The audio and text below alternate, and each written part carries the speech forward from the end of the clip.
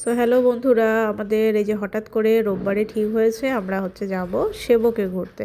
তো আমি এই যে ভয়েস ওভারটা দিচ্ছি আসার পর।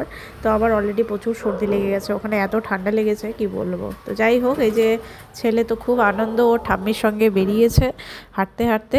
আর আমরা এই যে টোটো নিয়ে এখন সোজা যাব পিসি মিত্তল বাস স্ট্যান্ডে।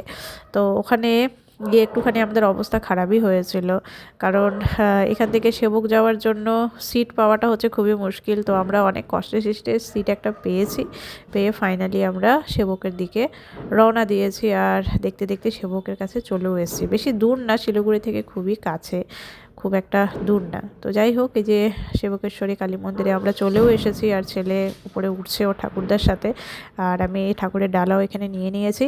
তো ভেতরে তো ফটো এলাও না, তো সেভাবে ভিডিও করব না। তো এটা আমাদের পুজো দেওয়া কমপ্লিট। পুজো দেওয়া মন্দিরের পেছন দিকটাতে সবাই ভিডিও করছে, তো আমিও দাঁড়িয়ে দাঁড়িয়ে ভিডিও করলাম একটুখানি।